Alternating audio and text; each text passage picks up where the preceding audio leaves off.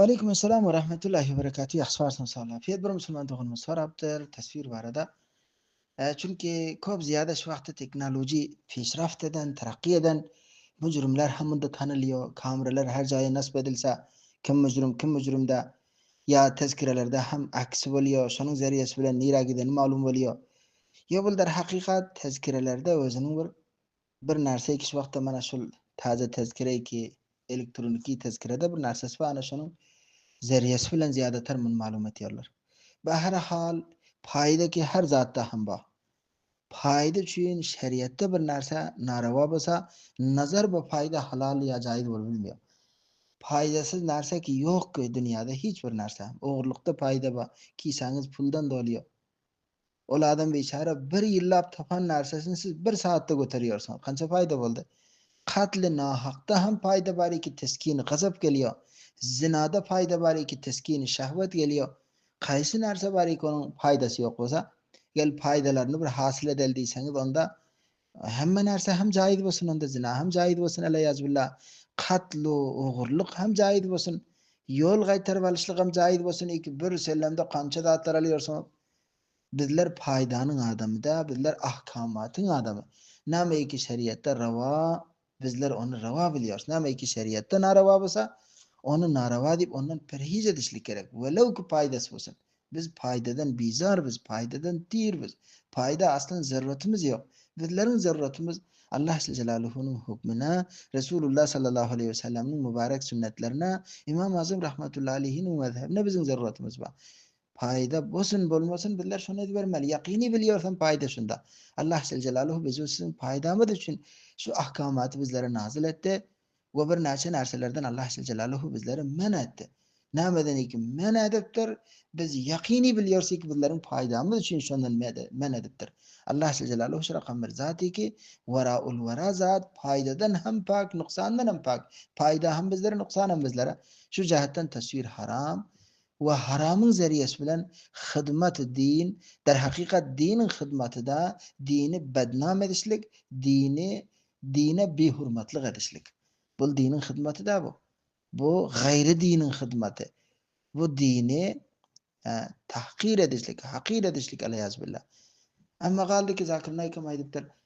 Bu caiz deyip tasvir mütarek ve gayri mütarek ve gayri ve gayri. Zakir Naik alim da, hiç adam da. Zakir Naik özü bir doktor. Onun işi ki şol merdimin marazlarını teşhis etseti. Becayi ki marazlarını görse, ol masaillerini çiğetmeni şuru etti. Ol ki doktor da, ol bir doktor, ol bir alimim da, ol hiç bir mezhebe pabandem da, alim hamma sonun gepi bizlere kabiliyeti var da. Ol bir özünün bir mezhebi olmasa, bir adama durmasal, hiç kime onun pabandligi yok. Öyle goya bir kette müştehidi göz fikrine, özü ne mani caiz bilse caiz, na caiz bilse na caiz. O rakam adamın gepi hiç bizlere kabul hem de hiçbir senet hem bolu bilmiyor. Bizlere fakat bir alimi ki İmam Azam rahmetullahi aleyhinin mezhebine paband olsa son bizlere yukarıdan nakletsin. Ama kaldı ki bu tasvirde bu neşe ki film bil mutaharrik bul. O film tasvir iki kısım tasviri sakin tasvir mutaharrik. Ya bu şu anın zariyesi bilen ve gayre hemmesi bihuda bi fayda.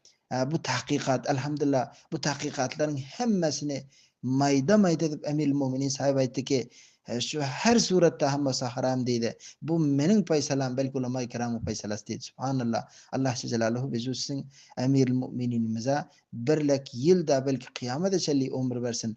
Allah beni her taraftan hifazet etsin. Şun yanak fitne vakti ulamaların kalbinde tasvirin şevku var. Tasvirin galiz kısım tasviri ki bu bir günahi ki kebira. Bu bir nevi bir Allah Celaluhu'nun sıfatı tahliqına müdahale edişlik şun yanak bir gende narsani rivaç bulunluğu için ulama-i kiramın hem ekserlerinin kalbinde şunun şevku var. Lekin emil müminin sahip Allah onlara himmet verdi, gayret verdi, cüret verdi, mükemmel ilan etti. Elhamdülillah şu vakti köp nartelerde indi memnun oldu. Meğer kaysi alimi ki özünün kalbinde şu muhabbeti, tasviru, şu günahı, şu masiyeti, şu şöhreti, şu bir yaman narsanın şevku var ama çare yoktu bir adamın özü Xudadan qo'rqmasa, onu Emir Mo'minin sahib qasan o'ng'isida muraqib bo'lib turib bilsin. Asl xavf xudo bo'lmasa, baqovul muftaqi sahib shu vaqtda deyibdir, shu Facebook u sosyal media va g'ayra shu narsalara bir molla bo'lsa, alim muttaqi, bazahir muttaqi ham bo'lsa, shuning gunohsidan saqlanib bilmaydi deyibdir. Nashaki xavf xudo bo'lmasa, fikri oxiradan bo'lmasa, hech bir narsa bir odamning parhez etmakligini, bir odamning saqlanmoqligini hech kifoya etib bilmaydi. Alloh bizlarga xavf xudo nasib etsin va fikri oxirat nasib etsin. Savolim muvaffaq